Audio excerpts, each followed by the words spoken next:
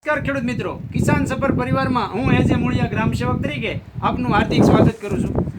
આજે આપણે જે છે એ ખેતીની અંદર ખૂબ જ અગત્યની એવી પદ્ધતિ જે ટપક પદ્ધતિ જે સૂક્ષ્મ પિયત પદ્ધતિ જે છે એની વિશેની વાત જે છે આજે આપણે કરવાના છીએ.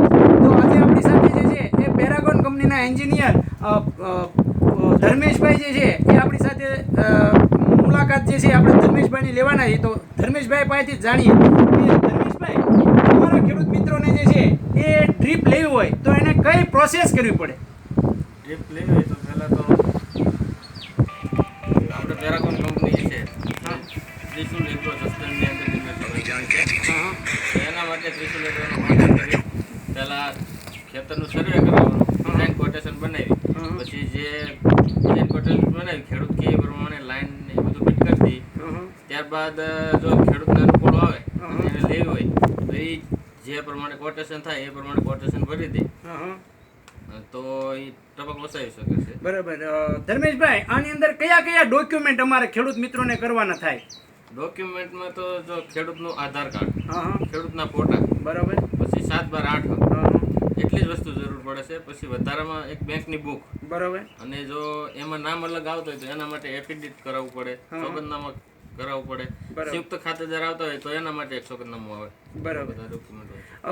અત્યારે જે છે એ ગવર્મેન્ટની જે છે એ ડ્રીપની અંદર કેટલી સબસિડી છે? 70% સબ. 70%. એટલે લાખ રૂપિયાની થાય તો 70,000 રૂપિયા સરકાર આપે અને 30,000 આપણે ભરવાના, એમ? ના, એવી રીતે નથી હોતું, પણ આમાં હેક્ટરે 70,000 અથવા 70% બેમાંથી જે ઓછું હોય તે સરકાર આપે. બરાબર. તો એવી સોખવટ જે છે એ બધી કંપનીવાળા નથી કરતા, પણ તમે કરો છો, એક સારી વાત છે. અમારા ખેડૂત મિત્રો એવું સમજતા હોય છે કે લાખ રૂપિયામાં ખર્ચો થતો હોય તો 70,000 સરકાર ભરે અને 30,000 અમારે. તો એવું નથી. એક હેક્ટરે 70,000 રૂપિયા હોય છે. એક હેક્ટરે એટલે હવા 6 વીઘાએ 70,000 રૂપિયા સરકાર આપણને આપે છે.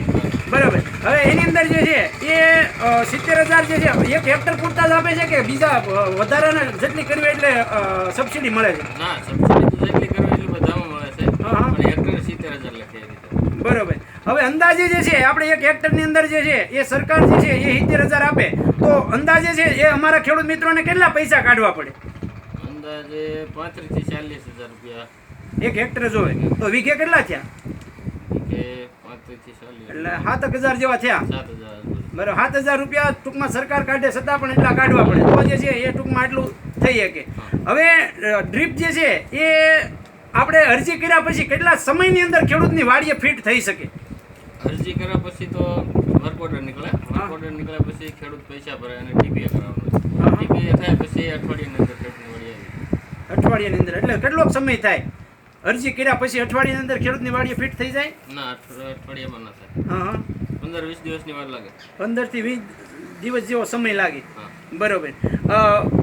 આ જે છે એ ખેડૂતની વાડીએ ફિટ થઈ ગયા એટલે પછી જે છે કોઈ સરકારી કર્મચારી કોઈ આવે કે કોઈ એની કોઈ જરૂર નહીં, ડાયરેક્ટ જે છે એ એનું ઓલું થઈ જાય કે ત્યાં તપાસ કરવા માટે કોઈ આવે? હા, ફિટિંગ થઈ જાય ત્યાર પછી આવતા હોય છે જીઆરસીમાંથી જે ટ્રાયલ થર્ડ પાર્ટી કહેવાય, ટ્રાયલ ફોટો પાડવા માટે આવે છે. ચેકિંગ કરવા ખેડૂતને વાડીએ બધું મટીરિયલ પૂરતું મળી ગયું છે કે કંઈ ઓછું આપ્યું છે કે એના માટે આવતા હોય છે. બરાબર. જે પ્રમાણે ડિઝાઇન વર્ક ઓર્ડરમાં છે એ પ્રમાણે ફિટિંગ કર્યું હોય છે. બરાબર. એ જ્યારે ટ્રાયલ થઈ જાય ત્યાર પછી જ કંપનીવાળાને પૈસા મળતા હોય છે. બરાબર. ત્યાર પછી જ ખેડૂતને મંજૂર થાય. બરાબર છે. એટલે તો જે છે એ સરકારી માણસ જે છે એટલે કે ટૂંકમાં મધ્યસ્થ કંપની જીજીઆરસી દ્વારા જે છે એ જેને રાખેલા માણસો એના દ્વારા જે છે એ આવી અને આ વાડીનું જે છે એ ટૂંકમાં ચેકિંગ કરવા આવે. બરાબર.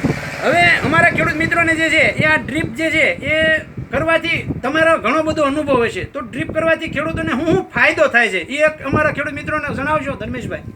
ડ્રીપ લેવાથી ખેડૂતનો પહેલાં તો પાણીવાળું એક નીકળી જાય છે. બરાબર. રાત્રે પાણીનો વારો હોય લાઇટનો તો રાત્રે પાણી વાળવું પડતું નથી. બરાબર. પછી નિંદામણ ઓછું થાય છે, ખડામાં પાણી ન જાય એના માટે શાહમાં જ પાણી જતું એટલે ખડ શાહમાં થાય છે. બરાબર. પછી ખાતર ઓછું નાખવું પડે છે અને વરસાદના સમયમાં ખાતર પડામાં નાખવા માટે ફરવું નથી પડતું. બરાબર. ડાયરેક્ટ ખાતર ડ્રીપમાં ચડી જાય એટલે વરસાદ હોય તો પણ તમે ખાતર આપી શકો છો. બરાબર. અને જમીન પોષી રહેવાથી છોડનો વિકાસ વધારે થાય છે, જેથી કરીને ઉત્પાદનમાં પણ વધારો થાય છે. બરાબર. તમે એટલા સમયથી ડ્રીપની અંદર સંકળાયેલા છો તો તમારો શું અનુભવ છે? ખેડૂતો જે છે એને ડ્રીપ કરાય? ના, ખેડૂતોને ખરેખર ડ્રીપ કરવી જોઈએ. હા હા કારણ કે ડ્રીપથી ઘણા ફાયદા થાય છે. પાણીનો બચાવ પણ થાય છે, જેનાથી આપણું પાણીનું સ્તર પણ ઊંચું આવી શકે છે. જો બધા ખેડૂતો ડ્રીપ વાપરતા થાય હા અને જે પ્રમાણે કંપનીવાળા કે એ પ્રમાણે વાપરે તો પછી બીજું તો 8 કલાક આવે લાઈટ હોય ને 8 કલાક ચાલુ ન કરી એનો કોઈ ઉપયોગ બરાબર કરવાનો નથી. બરોબર છે, બરાબર. જોયું ને ખેડૂત મિત્રો કે ડ્રીપ જે છે એ આપણે કર્યું હોય તો એની અંદર જે છે એ આવી રીતની આવી પદ્ધતિ હોય છે. એ આજે આપણે આપણા પેરાગોન કંપનીના એન્જિનિયર જે છે ધર્મેશભાઈ પાસેથી જે છે માહિતી મેળવી. તો આપણે પણ જે છે ખેડૂત મિત્રો હવેનો સમયગાળો જે છે એ આપણે જોઈએ છીએ તો કે દિવસે દિવસે વરસાદ જે છે એ ઓછો થતો જાય છે.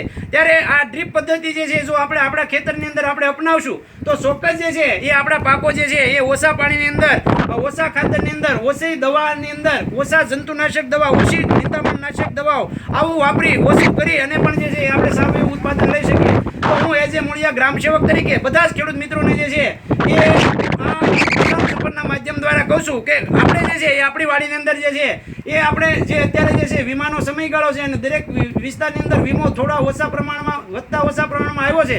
તો એ રકમનો જે છે એ આપણે આપણા ખેતરની અંદર ઉપયોગ કરીએ અને આવી ટ્રીપ ફસાવીએ તો ચોક્કસ જે છે એ આપણા ખેતરની અંદર, આપણા જમીનની અંદર, આપણા એની અંદર ખેતરમાંથી જે છે એ વાડીમાંથી ઉત્પાદન સારામાં સારું મેળવી શકીએ.